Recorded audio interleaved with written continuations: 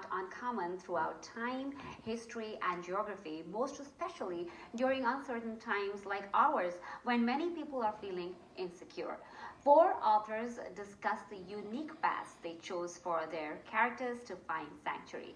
The event was hosted on Eventkind's virtual platform. The four authors were Nita Rao, author of Purple Lotus, Cindy Rasicot, author of Finding Vulnerable Mother, Judith Teitelman, author of Guest House for Ganesha, and Anniqua Rana, author of Wild Boar in the Cane Field. Nita Rao moderated this discussion. Let's know more about this. In this panel discussion, The Four Paths of Sanctuary, the panelists shared their thoughts on what sanctuary means to their protagonist, a common theme among their four books. They also discussed their writing process and the ways they stay inspired while writing. The discussion also covered the author's insights on the need for more stories highlighting female voices and publishing late in life. The authors thanked Anand Chaturvedi of Eventkind for hosting their panel. Anniqua Rana's debut novel, Wild Boar in the Cane Field, was shortlisted for Pakistan's UBL Literary Award 2020. She co-founded the blog Tillism, Magical Words from Around the World. Her work on gender, education, and writing has appeared in TNS, Naya Daur TV, International Education, Bangalore Review, 14 Hills, the Noyo River Review, Delay Fiction, and other publications. My novel, Wild Boar in the Cane Field, is based on my experiences growing up in the Punjab, divided between India and Pakistan, but the village life which is familiar to many of that part of the world. And what I would like to share with you is about my main character, Tara, who is found on a train covered in flies, and what happens to her as Bhaga and Safiya take her in. Nita Rao is an award-winning journalist and author. Purple Lotus, her recently released novel, is a winner of She Writes Press Step Manuscript Contest and a nominee for Georgia Author of the Year Awards. She is the founder, publisher, and editor-in-chief of NRA Pulse, an Atlanta-based news publication. She has been recognized by the Limca Book of Records as the first Indian woman to edit and publish a newspaper outside India. She is also the recipient of several Community Service and Media Excellence Awards.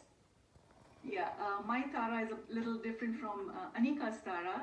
She is an Indian immigrant in Atlanta, like me, in the South, who is trapped in an abusive marriage, but she feels powerless in the face of pressure from her family to make peace with her circumstances, with her destiny. So the story follows Tara, and this is the book, by the way, Purple Lotus. So the story follows Tara as she gradually builds the courage to break free from her abusive husband and to gently rebuild her life and to even find lasting happiness, and she learns to honor her own worth. So I'll be reading the essay that Tara writes for her hometown newspaper, where she is essentially confronting her patriarchal community, and it pretty much summarizes her journey from victim to survivor to change maker.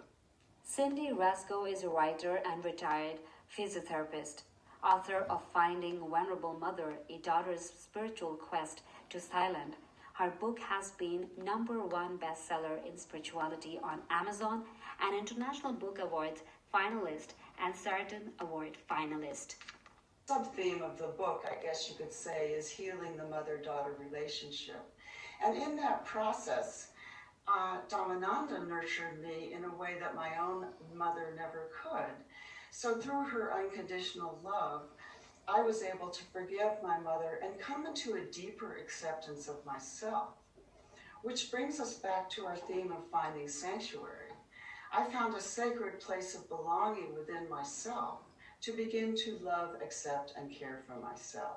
Judith Tatleman has straddled the worlds of art, literature, and business since she was a teenager and worked her first job as a salesperson at a B. Dalton Pickwick bookstore. Just 3 months after graduating from UCLA with a degree in art history, she was hired by Ace Gallery to open and manage art and architecture books of the 20th century, at the time Los Angeles' second bookstore devoted exclusively to the arts.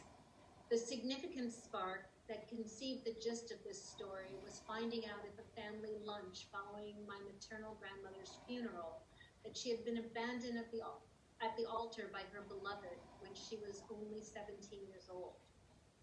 I knew my grandmother as a mean-spirited, bordering on nasty woman. It was always difficult and unpleasant to be around her. And trying to be understanding, I attributed that her experiences during World War II, losing most of her family, having to give up 2 daughters, leave her husband and home, struggle to survive, etc., had hardened her irreparably. But no, it had been love. More precisely, lost love, devastated love, abandoned love. Something most of us experience at one time or another. And this had made her callous, unyielding, relentless, and self-absorbed the rest of her life. This experience informed all of her actions, yet also, and most importantly, it made her a survivor. Austin-based author Usha Akela, who has authored